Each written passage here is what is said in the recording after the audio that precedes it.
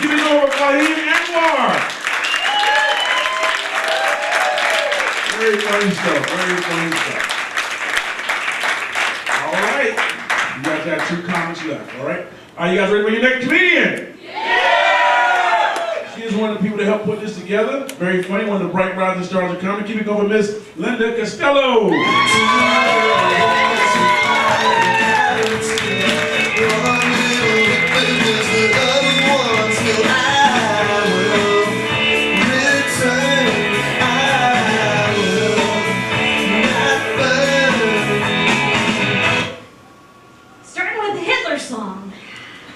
Yeah, I just wanted to give you all the clue I'm a Jew right up front.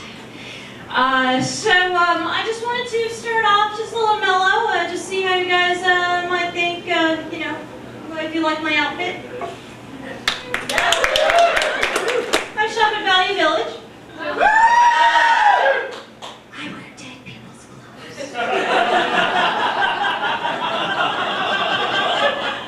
Yeah, M. Night Shyamalan, he's perfecting the art of whispering in films.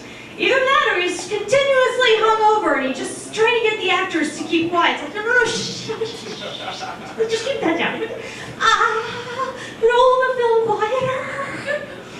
Yeah, I don't know. All right, I'm just gonna get serious. I'm gonna move this out of the way. Look, we're all at the same meeting here. We're all here for the same reason, and I went back to my little jokes. All right, I'm just going to admit it. Hi, I'm Linda. I'm a first-time protester. Hi, Linda. Hi, Linda. Thank you. I've been really working hard at the 6-step program for protesters. Of course, you know, it's not a very hard program. First step, of course, is putting bumper stickers on your car. Yeah. The second step is having someone in your immediate family call you a hippie. The third step, of course, is turning off media and only watching Indian media, or indie media, specifically Amy Goodman on free TV. You've done that yet? The fourth step, of course, is attending a candlelight vigil for any cause, doesn't really matter. Just be with the people. Weep a little helps. And the fifth step, of course I've forgotten because I'm new, is, of course, what am I thinking? I've done that one, is to start a fundraising event or to join a group of women who do fundraising. Thank you. And the sixth step is to become a completely obnoxious bitch who talks to everybody about their politics and what they're going to do, who they're going to vote for, whether it's going to be a Republican, are they voting for Bush, and why the hell would they do that, and can they say where this country is going and how imperialistic it's becoming, and even if you do vote for Kerry, it doesn't matter because for God's sakes, they've got the goddamn voting machines and we're all screwed!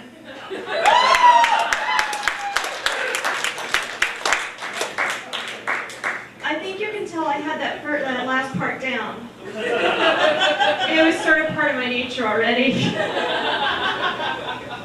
So if anyone has a bumper sticker, I'll just start back at the beginning again. Yeah, so this really is new for me. I gotta tell you, I've never been political in my life. Never. I'm like sitting on my couch, you know what? Someone else's fucking job, not mine. Give me a potato chip. Let someone else do it. But not this time. No, sorry. Someone else is me this time. And so I've been just enthralled. I'm watching the Democratic National Convention, you know, and just like, you know, I'm enthralled because, you know, it was Kerry's time. And there he was, and he was really, really showing us the difference between him and George by delineating the difference between him and President Bush by really showing the difference with his really clear statement of differences in he was just so different. And you know, I was really swayed because the differences were so really clear. He's not George Bush.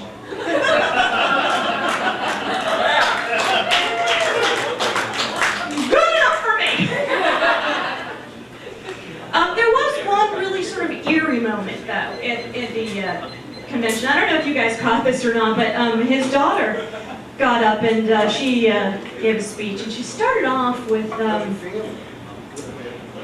as John Kerry's daughter, I am proud to say that I know all 6'4" of my father.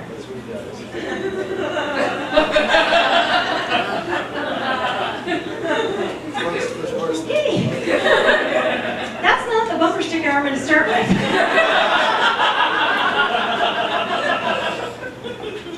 So I now only watch Fox TV as entertainment value. You know, earlier Dan was mentioning, you know, it's like porn TV. For me, it's just like hysterical TV. It's totally entertaining. And right after the Democratic National Convention, I turned just to see what they might be talking about. What was the attack going to be on Kerry? And this is what they had, and this is no lie. One of the anchors was saying, you know, it's as if they're trying to tell us that John Kerry was born, had a childhood, went to school, graduated college, ran for Senate, and now he's running for president.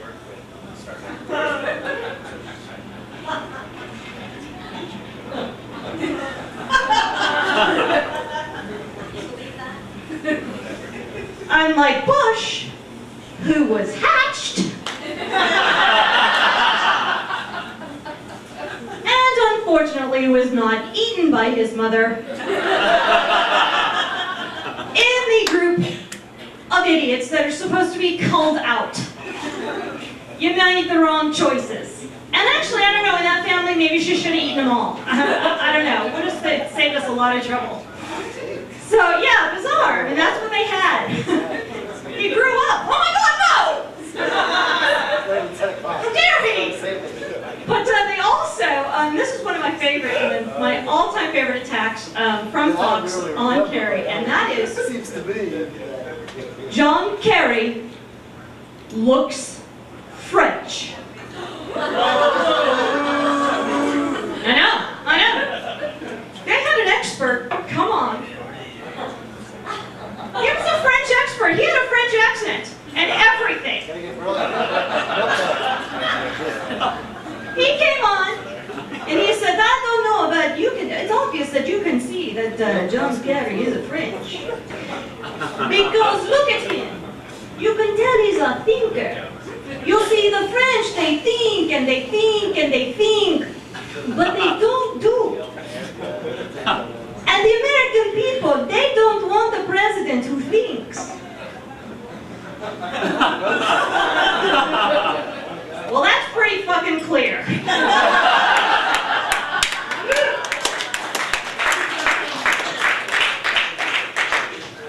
And the anchor said, well, do you think that the Democrats or the Republicans will be able to win this race by proving that John Kerry looks French?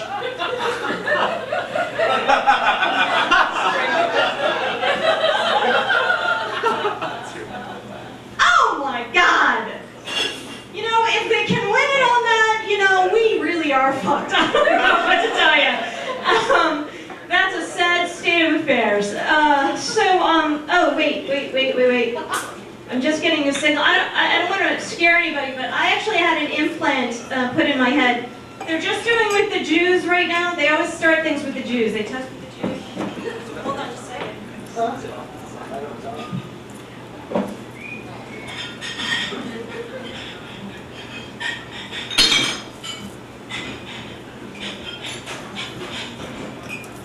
This is the official joke warning has gone higher.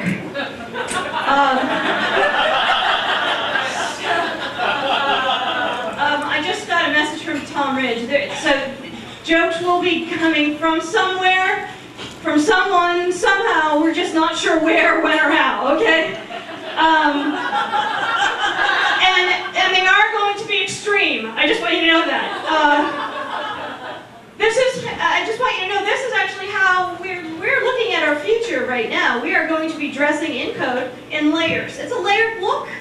And it might get a little confusing if you're not on the right, if you don't have the right chip. I'm sorry. It's going to be mayhem on the streets. You're orange today, isn't it yellow? No, it's red. I swear to God, I thought it was blue. I don't know. Oh my God, I'm scared. Just hide under something. It's going to be crazy. But right now, the jokes are going to get a little more extreme. Because now I'm going to talk about the Republican National Convention. Yeah. Which I call, actually, Raping a National Crisis. RNC. How many times can we say September 11th and not feel like whores, huh? I don't know. Sorry. Just it wasn't a pleasant experience for me. And you know, I was watching them, and there was a different sense at the Raping a National Crisis. Oh, where the people were just there and they were staring, and there's just this awe. And I have to say, God, I envy stupid people. No, I mean it, I really do. I mean, they seem so blissfully happy. They're like, tell us what to do. And, you know, it's just really stupid people are just so happy. And, you know, people who, like, plant plastic flowers, you know, or people who say nuclear, and they're our president. Oh, and then people who are president. Because I mean, come on, you gotta face it, that guy is blissfully happy. Is he not? And so are a bunch of other fucking Republicans. And, but I also envy the people on the other side of the spectrum, the truly enlightened. You know, you've got your Gandhis, you know, your Stephen Hawkings, your Britney Spears, you know, the people who just really get it, you know? I'm so jealous of them too, because I think they're blissfully happy as well. And I'll tell you why I'm jealous, because I fall into sort of a semi-middle category where I'm just clever enough to be unhappy. You know? And, yeah, I mean, all the therapy is great, you know? I mean, I've gone from amateur Zach to pro Zach to Mach 3 Zach, which I'm pretty sure at this point is just 3 razor blades and instructions on how to warm up water in the bathtub.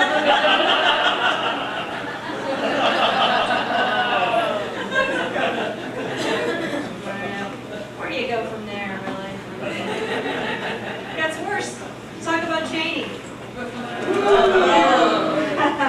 So, this is for the ladies, really, honestly. When I was watching the convention, I think I figured out what it is that's so freaking creepy about that guy. Because when you look at him, don't you sort of expect some sort of, like, lizard creature to just come like crawling out of him somehow? Like, there's just this, like, really thin mask, and then there's this, like, there's something in there. And I think I figured it out, and it just gives me this sense that if you were to walk by Cheney just a little too closely, somehow, magically, you'd be inseminated.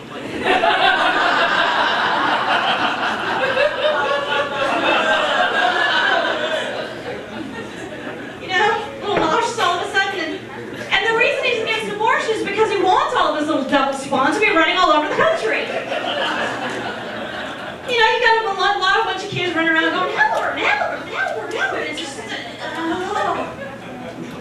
so, I'm pretty sure that's what, I don't know. Anyway, so, I'm about to touch on a subject that is not very popular. This is not a very popular viewpoint. But I'm Jewish, and I can say it. So up front, I'm just going to say, fuck you. Wow, way to put the audience on the defensive. Good going, Linda. You know, there's a lot of talk about the Israeli-Palestinian thing. Israeli-Palestinian thing. I gotta tell you, as a Jew, we've been fighting over that same piece of fucking land for a really long time. A case no bigger than the size of 4 months. All right? And, you know, it's a little bit scary to me that Pat Robertson is on the side of keeping Israel there. Okay, think about that. Pat Robertson, fundamentalist Christian, Israel, the whole thing. Okay. And building a wall, Jews building a wall, oppressed oppressors, oppressed oppressors, oppressed oppressors. Is that ringing any oven timers with anybody?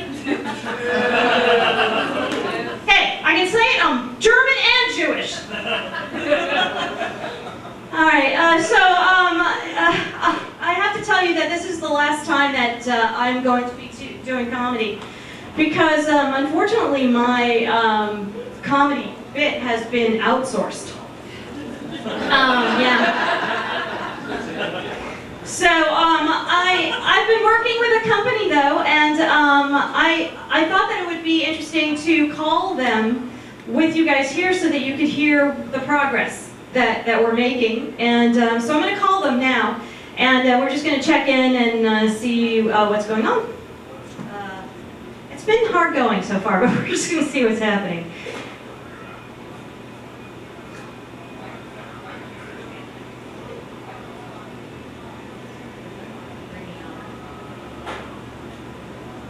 Well, it's rung twice, so. Hello? Hello? This is Jim. Thank you for calling the comedy zoo. How can I help you?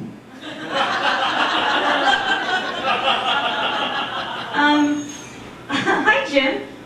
This is Linda Costello. You're helping me with my routine. Did I just hear you say, how can I help Jew? Yes, we did a study and found that 90% of American comics are Jewish, like that Seinfeld fellow with the curly hair. So we are trying to attract that market. Isn't it funny? Yeah, I guess so. For instance, you are Jewish, even though you hide behind that fake stage name, right? Gotcha. So you see. Yeah, you got me. Jim, how are you going? How's it going with